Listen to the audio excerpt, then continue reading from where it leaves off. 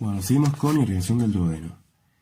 Ya habrán visto, en base a las relaciones que tiene el duodeno, en que existe un segmento supramesocólico y un segmento inframesocólico del duodeno. Esto con respecto a la raíz del mesocolón transverso. La porción supramesocólica del duodeno va a recibir su irrigación fundamentalmente por ramas del tronco celíaco, mientras que la porción inframesocólica del duodeno va a recibir su irrigación principalmente a través de la arteria mesentérica superior. Así, en un principio vamos a clasificar las arterias del duodeno en arterias principales y en arterias accesorias. Las arterias principales son en número de 4 y van a formar dos arcos arteriales, uno anterior y otro posterior con respecto a la cabeza del páncreas, que anastomozan por un lado la arteria gastroduodenal, que procede del tronco celíaco, con la arteria mesentérica superior, que es rama directa de la aorta abdominal. Por su parte, la gastroduodenal va a suministrar estas dos arterias que son las pancreático-duodenales o pancreato-duodenales superiores, una anterior y otra posterior. Estas dos arterias se diferencian una de la otra, además de la ubicación que tienen, es que la rama posterior es una rama colateral de la gastroduodenal, mientras que la rama anterior es una rama terminal de la misma arteria. Por su parte, la mesentérica superior va a suministrar las pancreático-duodenales inferiores, también una anterior y otra posterior. Si bien estas arterias pueden nacer aisladamente y separadamente de la mesentérica superior, lo más frecuente es observarlas nacer de un tronco único, es decir, una única arteria pancreático-duodenal inferior que luego se bifurca en una rama anterior y una rama posterior. Estas dos ramas se dirigen a la cara posterior del páncreas, donde se anastomozan por inosculación con las ramas procedentes de la gastroduodenal. Y así se forman los dos arcos anterior y posterior que habíamos nombrado al principio. Por último, de estos arcos van a nacer varias ramas pancreáticas y duodenales para la totalidad del complejo duodeno-páncreas. Entre todas estas arterias que se desprenden de los arcos, hay algunas que merecen especial mención debido a su mayor calibre y a la relativa constancia que presentan. Estas son la rama duodenopilórica anterior, que procede de la arteria pancreático-duodenal superior anterior, la rama duodenopilórica posterior, que procede de la arteria pancreático-duodenal superior posterior, y por último una rama del ángulo duodeno-yeyunal, que puede provenir de cualquiera de las dos arterias pancreático-duodenales inferiores. Por último, para concluir, nos queda mencionar las arterias accesorias. El duodeno recibe irrigación accesoria de la primera rama yeyunal, que es una colateral de la arteria mesentérica superior. Se describe también una arteria supraduodenal que puede proceder tanto de la arteria gastroduodenal como de la hepática propia, y por último una arteria subpilórica que por lo general es rama de la gastromental derecha. Ahora vamos a hablar un poco sobre trayecto y relaciones de las arterias, empezando por esta que es la arteria gastroduodenal. Como se puede ver en esta imagen, la arteria gastroduodenal nace de la curva de la hepática común, en el punto en el que esta arteria se continúa como arteria hepática propia. En cuanto al trayecto de la gastroduodenal, lo podemos dividir en dos segmentos, un primer segmento suprapancreático y retroduodenal y un segundo segmento prepancreático y subduodenal. En el primer segmento suprapancreático de la arteria, esta está situada en la cara posterior de la primera porción del duodeno, y recuerden que a esta altura la arteria marca la transición entre el duodeno móvil, situado a la izquierda, y el duodeno fijo o adherido, situado a la derecha. En esta primera porción, como se puede ver mejor en esta imagen, la arteria es desde su nacimiento anterior a la vena porta hepática, luego toma una dirección descendente hacia la derecha, cruza la cara anterior de la vena y va a delimitar, junto con el borde superior del páncreas y la arteria hepática común, esta especie de triángulo conocido como espacio hepato-duodeno-pancreático, en cuyo fondo se advierte la cara anterior de la vena porta. Y en un plano más profundo todavía tendríamos a la vena cava inferior. Una vez que la arteria sobrepasa el borde derecho de la vena porta, va a estar situada en un nuevo espacio topográfico conocido como triángulo interporto-coledociano. Este triángulo está delimitado a la izquierda por la vena porta hepática, a la derecha por el conducto colédoco e inferiormente por el borde superior del páncreas, que a este nivel presenta el tubérculo mental. La arteria es contenido de este triángulo y es en este punto donde da nacimiento a la arteria pancreático-duodenal superior posterior que ya habíamos nombrado. Luego la arteria sigue descendiendo, se sitúa entre la primera porción del duodeno y la cara anterior del páncreas, y una vez llegada al borde inferior de la primera porción, se va a dividir en dos ramas terminales, una gastromental o gastroepiploica derecha, destinada al estómago y al aumento mayor, y una rama que es la arteria pancreático-duodenal superior anterior. En cuanto a las arterias pancreático-duodenales, habíamos dicho que teníamos dos arterias superiores o derechas que proceden del tronco de la gastroduodenal. En especial esta que estoy señalando es la arteria pancreático-duodenal superior posterior, que se desprende de la gastroduodenal, como habíamos dicho, a la altura del triángulo interportocoledociano.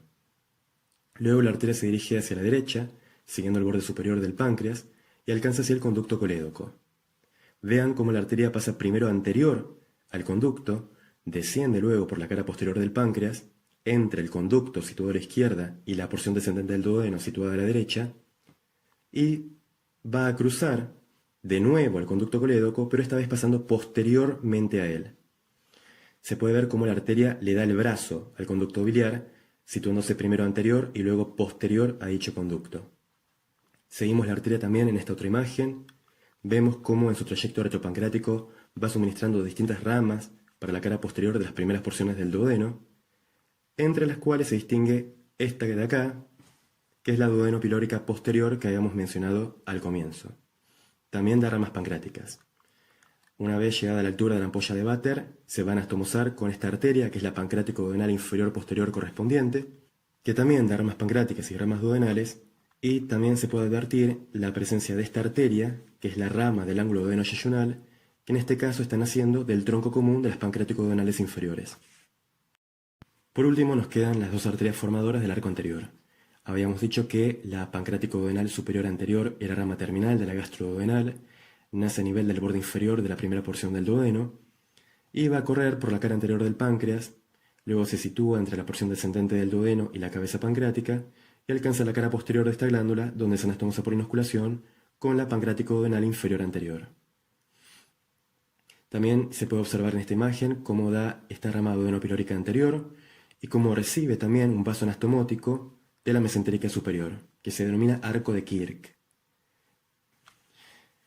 Vean cómo el arco pancreático-duodenal anterior no es del todo anterior, ya que la confluencia de ambas arterias que lo forman ocurre en la cara posterior del páncreas.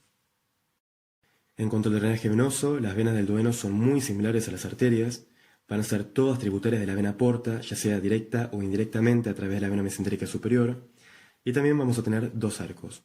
Un arco posterior formado por la unión de la vena pancreático-duodenal inferior posterior, que desemboca en la vena mesentérica superior, y la vena pancreático-duodenal superior posterior, que drena directamente en la porta. Esta última vena, superior posterior, a diferencia de su arteria, pasa posterior al colédoco, estando el conducto biliar situado así en una especie de pinza vascular formada por ambos vasos, hacia anterior la arteria y hacia posterior la vena. El arco venoso anterior es muy similar, no lo voy a volver a decir para no sonar tan repetitivo, la única diferencia que hay que hacer es que la vena pancreático-duodenal superior anterior, en lugar de dirigirse hacia la vena porta, confluye en la cara anterior del páncreas con otras dos venas, que son la gastromental derecha y la vena cólica derecha superior, para formar esta vena de grueso calibre que es el tronco gastrocólico de Henle, y así desembocar en la vena mesentérica superior. Ya habiendo descrito la irrigación y el drenaje venoso del duodeno, nos queda solamente mencionar hacia dónde drena su linfa. La mayor parte de la linfa del duodeno va a ser tributaria de los nódulos linfáticos pancreatoduodenales superiores e inferiores, que son un subgrupo de los nódulos linfáticos hepáticos. La porción superior del duodeno drena también en otro grupo hepático, representado por los nódulos linfáticos subpilóricos, mientras que la porción ascendente drena en menor medida en un nódulo linfático pancreático inferior. La mayor parte de toda esta linfa se va a dirigir al principal grupo eferente de los ganglios viscerales supramesocólicos, que son los nódulos linfáticos celíacos, y de aquí a los nódulos linfáticos aórticos y aórticos laterales, de los que parten los troncos lumbares, que formarán en última instancia el conducto torácico. Ahora, para finalizar, nos queda solamente ver los nervios del duodeno. Tenemos que tener en cuenta que el duodeno recibe inervación parasimpática y simpática. La primera va a estimular la motilidad y las secreciones glandulares, mientras que la inervación simpática tendrá el efecto opuesto. La inervación parasimpática proviene de los dos troncos vagales anterior y posterior. El tronco vagal anterior, o nervio vago izquierdo, inerva específicamente la primera porción superior del duodeno, mientras que el tronco posterior o nervio vago derecho inerva la porción ascendente. Estos ramos de los nervios vagos llegan al duodeno siguiendo la arteria hepática y la arteria mesentérica superior. La inervación simpática está asegurada por los dos ganglios celíacos izquierdo y derecho y por el plexo mesentérico superior, que siguen a las ramas de las arterias.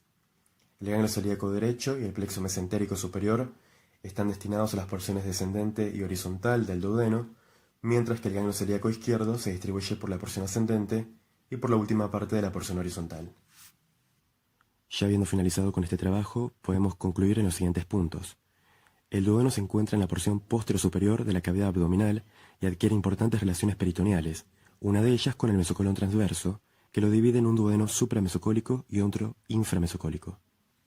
Las relaciones del duodeno incluyen al hígado, vesícula biliar y conductos biliares, elementos arteriales y órganos retroperitoneales de los cuales se haya separado por las fases de coalescencia. La irrigación del duodeno está a cargo fundamentalmente de dos arcos vasculares, uno anterior y otro posterior, que anastomosan el tronco celíaco con la arteria mesentérica superior.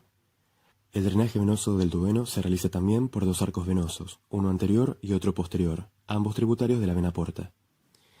La linfa del duodeno es tributaria del grupo de nódulos linfáticos hepáticos, en especial los pancreático-duodenales superiores e inferiores. Estos envían sus eferencias a los nódulos aórticos y aórticos laterales, que drenan en los troncos lumbares. Por último, el duodeno recibe inervación simpática del plexo celíaco mediante ramos que siguen el trayecto de las arterias hepática y mesentérica superior, e inervación parasimpática procedente de ambos nervios vagos. Esta es la bibliografía que utilizamos para el armado del Power. Esperamos que les haya servido.